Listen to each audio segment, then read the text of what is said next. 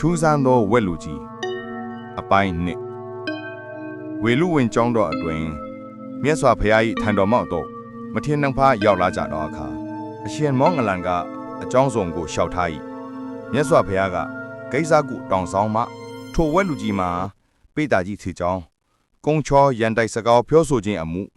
ပိဒနာဝါစာဒုစရိုက်ကြောင့်ပိတာဖြစ်ကဆင်းရဲခံနေရကြောင်းမိန့်ကြားတော်မူ၏ထိုဝက်လူပိတာကြီးမှာကတ္တဗမြတ်စွာဘုရားလက်ထက်တော်အခါကနာမည်ကြီးဓမ္မဂရိကဘုန်းကြီးတစ်ပါးဖြစ်ခဲ့၏ထိုဓမ္မဂရိကသည်တရားဟောလှည့်လည်ရာမှတောရွာတရွာရှိဘုန်းကြီးကျောင်းတစ်ကျောင်း၌တေးခိုနေ၏ထိုကျောင်းမှကျောင်းနေအာဝါတိကဘုန်းကြီးနှစ်ပါးမှာစိတ်တဘောထားနူးညံ့လာ၏တူတုံဆင်းညီရင်အကိုပမာလွန်စွာခင်မင်ကြ၏အချင်းချင်းယူသေးလေးစားကြ၏ထိုကြောင့်ရွာရှိတကားတကားမလူက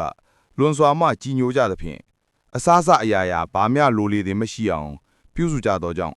အလွန်ပြည့်စုံသောကြောင့်ဖြစ်ဤအခြေအနေကိုတမတ်စိတ်ဝင်နေသောဓမ္မဂရိကသည်သူ့ကိုချမ်းသာသာနေနိုင်အောင်အစွမ်းကုန်ပြုစုစောင့်ရှောက်ယုံမြမကအနည်းအပါရွာများ၌တရားပွဲကျင်းပနိုင်အောင်စီစဉ်ပေးသည့်အရှင်နှစ်ပါး၏ကျေးဇူးကိုများမထောက်ထားဘဲအကျိုးလိုလာသည့်ဟန်ထင်